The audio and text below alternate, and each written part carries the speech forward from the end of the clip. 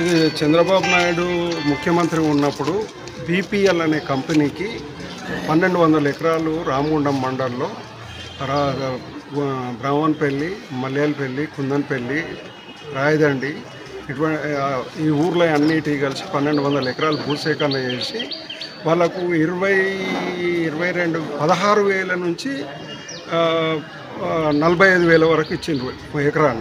అది తక్కువ వచ్చిందని చెప్పి రైతులు పెద్దపల్లి సబ్ కోర్టులో సీనియర్ సివిల్ జడ్జి కోర్టులో enhancement of compensation section 18 of land acquisition act ప్రకారం అది వేయడం జరిగింది. అది 2005లో జడ్జిమెంట్ వచ్చింది. దాన్ని హైకోర్టుకు అప్పీల్ ప్రిఫర్ చేసినారు RDO land acquisition officer Peddapalli గారు. అక్కడికి అప్పీల్ చేసినాక మళ్ళీ అది బీపీఎల్ కంపెనీ అతను ఏం చేసిండంటే ఇంకా తగ్గించాలనే ఉద్దేశంతో ఆయనే ఇటు రెఫర్ చేయించుకున్నాడు పెద్దపల్లికి. రెఫర్ చేయించుకుంటే ఈలోగా ఆయనకు 20 ఏళ్ళ నుంచి నువ్వు పవర్ ప్రొడక్షన్ చేయలేదు కనుక మీ అది Rachel Chatterjee C&MD of electricity board cancel చేసినాక మన వాళ్ళు హైకోర్టుకు పోయినారు కంపెనీ బీపీఎల్ కంపెనీ. తర్వాత హైకోర్టు మన పెద్దపల్లి కోర్టు ఎన్హాన్స్మెంట్ ఇచ్చినాక ఈ నష్టపరిహారం ఇవ్వాలని రైతులు ఆఫీసులో వెంట తర్వాత ఇప్పుడు అడ్వకేట్గా నన్ను ఎంగేజ్ చేసుకుంటే నేను ఆ తీర్పును అమలు పరచమని ఎగ్జిక్యూషన్ పిటిషన్ 7/2023గా రిజిస్టర్ అయింది. అయితే దాని గురించి మేము హైకోర్టుకు కూడా వెళ్తే 3 నెలల్లో డబ్బులు ఇవ్వాలని సెప్టెంబర్ 23లోగా ఇవ్వాలని అక్కడ వాళ్ళ ఒక ఆర్డర్ చేసింది. దాన్ని ఇప్పటి వరకు అమలు పరచకపోతే బి శ్రీనివాసులు జడ్జి శ్రీనివాసులు గారు సీనియర్ సివిల్ జడ్జి గోవర్ధన్ గారు ఇదేం చేశారు attachment of the RDO land acquisition officer పెద్దపల్లికి అటాచ్మెంట్ చేయడం జరిగింది. చేస్తే దానికి గాను ఇప్పుడు వారెంట్ తీసుకొని కోర్టు బెయిల్కి వచ్చిండ్రు. దాంతోపాటు దానిలో ఉన్న రైతులు కొంతమంది వచ్చిండ్రు. కాబట్టి ఇది ఈఈపీలోనే 2,11,00,000. ఇంకా 300 మంది రైతులు ఉన్నారు. అవి 492 ఎకరాల భూమి మొత్తం. అయితే అవన్నీ కలిస్తే ఒక 20 నుంచి 30 కోట్ల రూపాయలు రైతులకు రావాలి. అయితే వీళ్ళకు అప్పుడు చెల్లించాల్సిన 2014లో చెల్లించాల్సిన పైసలు ఇప్పటి వరకు చెల్లించకపోవడం వలన వాళ్ళకు ఇప్పుడు ఎకరాన 30 లక్షల రూపాయల చొప్పున రేటు అయింది. వీళ్ళు ఇచ్చేది మొత్తం వడ్డీతో సహా ఒక 4 నుంచి 5 లక్షల మధ్యలోనే వస్తుంది ఎకరాన. కాబట్టి వీళ్ళకు ఇటువంటి నష్టం రైతులు ఇప్పుడు ఈ బీపీఎల్ కింద ప్రభుత్వ భూసేకరణ జరిగి ప్రభుత్వం దీని గురించి ఆలోచించకుండా రైతుల ఆవేదనను ఆలోచించకుండా కొంతమంది పెద్ద మనుషులు మోసం చేస్తుంటే ఇంకా కూడా దాని గురించి ఇప్పుడు రైతులను తప్పుదోవ పట్టించి ఆ విధంగా చేస్తున్నారు. ఓల్డ్ ల్యాండ్ అక్విజిషన్ యాక్ట్ ప్రకారం వన్స్ అక్వైర్డ్ ది ల్యాండ్ మళ్ళీ టేక్ బ్యాక్ మళ్ళీ ఇవ్వరాదు. మళ్ళీ భూసేకరణ రైతులకు ఇయ్యరాదు. మళ్ళీ ఇప్పుడు ఆ డబ్బులు ఇస్తామన్నా కూడా వాళ్ళు ఇయ్యరాదు. కాబట్టి ఇది కంపల్సరీ వాళ్ళు ఈ పైసలు ఇచ్చినా తక్కువే. మళ్ళీ తిరిగి దీనికి ఇది సరిపోలేదని ఒక 10 మంది రైతులు కూడా dry ల్యాండ్కు 1,50,000 wet ల్యాండ్కు 2 lakhs per acre ఇవ్వాలని చెప్పి అక్కడ వీళ్ళు అప్పీల్ పెండింగ్ ఉన్నది. ఇంకా అంటే వీళ్ళు కూడా ఇవి తీసుకున్నాక ఇప్పుడు కోర్టు ఫీ డబ్బులు లేక వాళ్ళు ఈ విధంగా ఇప్పుడు వెయిట్ చేస్తారు.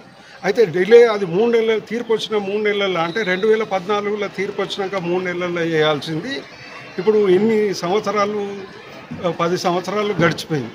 కాబట్టి ఇటు చట్ట ప్రకారం పోవడానికి పైసలు లేవు, తర్వాత రావాల్సిన పైసలు రాలేదు, పిల్లల ఎడ్యుకేషన్. ఇంకొకటి ఏంటంటే ఆ గ్రామంలో దాదాపు ఒక 70% భూసేకరణ జరిగింది. అంటే ఇండ్లు అవన్నీ ఉండి వేరే ఇతరత్ర చేసుకోవాల్సి వస్తుంది. వాళ్ళకు ఆ సోర్స్ ఆఫ్ ఇన్కమ్ అనేది మొత్తం దెబ్బతిన్నది కనుక ఇటువంటి దురదృష్ట సంఘటన ఈ రైతులకు జరగడం బాధాకరం.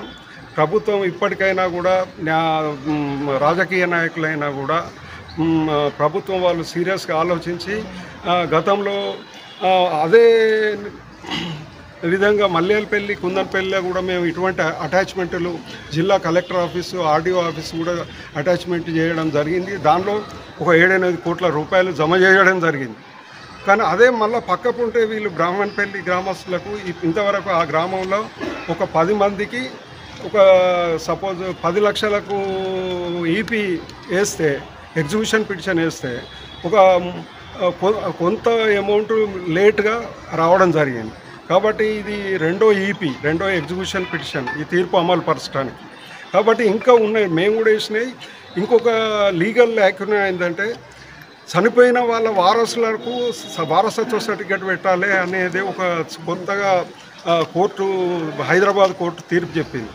దానివల్ల వీళ్ళకు ఇబ్బంది ఏంటంటే స్టాంప్ డ్యూటీ ఒక సుమారు 6% నుంచి 10% ఖర్చు చేయాలి వీళ్ళ వారసులకు రావాలంటే. అయితే 2014 వరకే ఒక 30 మంది 40 మంది చనిపోయింది. ఇప్పటి వరకు చూసుకుంటే 14 నుంచి 2024 10 ఏళ్ళకు చూసుకుంటే ఇంకో 100 మంది దాకా చనిపోయారు. 300లలో 100 మంది చనిపోయారు.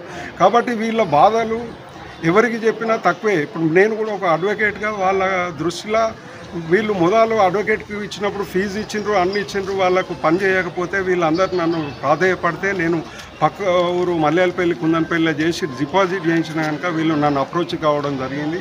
నేను వాళ్ళకు పైసలు వచ్చినాకనే ఇస్తామని అంటే నేను దానికి ఒప్పుకొని ఈ విధంగా చేయడం, ఇంత దూరం తీసుకురావడం జరిగింది. కాబట్టి ఇప్పటికైనా ఈ ఆర్డీఓ గారు, కలెక్టర్ గారు దీన్ని వీలైనంత త్వరితంగా, వీలైనంత తొందరలో ఇవి డిపాజిట్ చేయాలని చెప్పి నేను కోరుకుంటున్నా, ఆశాభావం వ్యక్తపరుస్తున్నా. ఆర్డీఓ గారు కూడా బాగా తీవ్రంగా ప్రయత్నం చేస్తున్నారు. కానీ అయినప్పటికీ ఇది ఒక మొండి వైఖరి. ప్రభుత్వం ఎనర్జీ డిపార్ట్మెంట్ ఇవ్వడం లేదు డబ్బులు. అయితే ప్రిన్సిపల్ సెక్రటరీ ఎనర్జీ గారిని కూడా కోర్టు దిక్కన్న కేసులో వారిని పార్టీగా ఇంప్లీట్ చేసినాం ఇప్పుడు.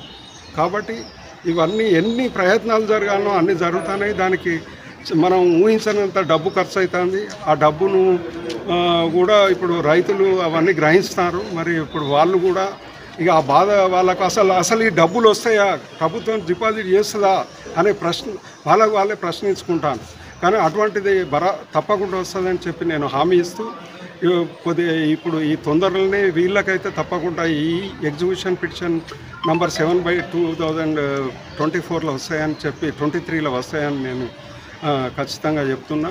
కాబట్టి ఇప్పుడు అయినా ఇది ఒకసారి సారు ఇప్పుడు మూవబుల్ ప్రాపర్టీస్ అటాచ్ చేయడానికి ఆర్డర్ అయింది కనుక మేము ఆ అటాచ్మెంట్ను మేము అమలుపరచకపోతే, మేము అప్రోచ్ కాకపోతే ఆ కోర్టు వారు మమ్మల్ని తప్పుగా పరిగణిస్తారని చెప్పి ప్రొసీజరల్గా వచ్చినాం. వారు చెప్పింది ఇప్పుడు విని